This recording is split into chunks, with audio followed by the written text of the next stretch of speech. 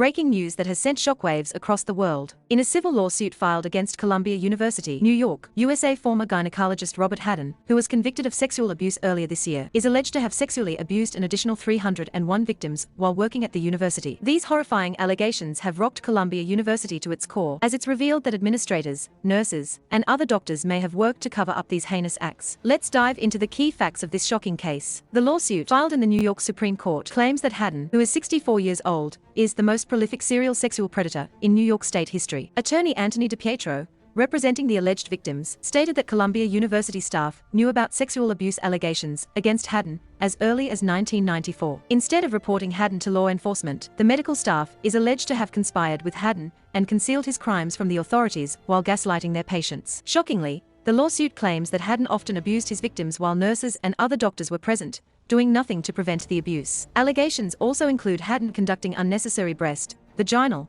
and rectal examinations without wearing gloves, among other claims of abuse. Attorney DiPietro has requested Columbia University to send notices to former patients who received care while Hadden worked at the institution. It is estimated that Hadden treated around 10,000 women during his time at Columbia, and many of them may have been unaware that they were victims of abuse. In a related development, Columbia University's president, Manoush Shafik, and CEO of Columbia University Irving Medical Center, Katrina Armstrong, issued an apology last month. However, one of Hadden's victims, Evelyn Young, wife of former presidential candidate Andrew Young, condemned the apology, claiming that there is no ownership of the university's past and ongoing failures. Young added that the apology comes from a place of self-preservation and does not acknowledge that Columbia University enabled and protected Hadden's abuse. Now, let's take a look at the key background of this disturbing case. Earlier this year, Hadden was sentenced to 20 years in prison for enticing and inducing 4 victims to his New York-based office, where he sexually abused them. U.S. Attorney Damian Williams revealed that Hadden had sexually abused and assaulted numerous patients over a span of 25 years, exploiting them during vulnerable moments for his own gratification. Shockingly, the indictment claims that Hadden began sexually abusing and assaulting patients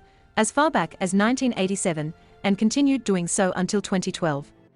A deal with the Manhattan District Attorney's Office, Hadden pleaded guilty to a single count of criminal sexual act in the 3rd degree and a count of forcible touching.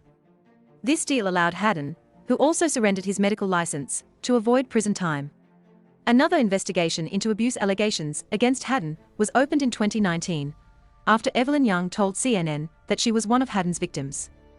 And now, here's a surprising fact that puts this case into perspective. The number of survivors in the cases against Hadden is now about equal to the number of survivors in the case against Larry Nassar, a former doctor at Michigan State University, who was convicted of sexually abusing multiple athletes.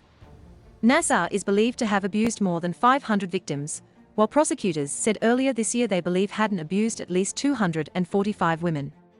This is before the additional 301 alleged victims filed Tuesday's lawsuit, making this one of the most significant cases of sexual abuse in recent memory. And finally, a staggering number that showcases the impact of this case.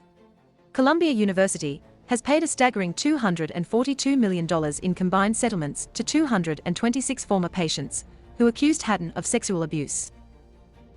As this case unfolds, it's clear that the victims and the public are demanding answers and accountability from Columbia University, and justice for the survivors remains paramount. Please subscribe for updates and share this video to raise awareness about this critical issue.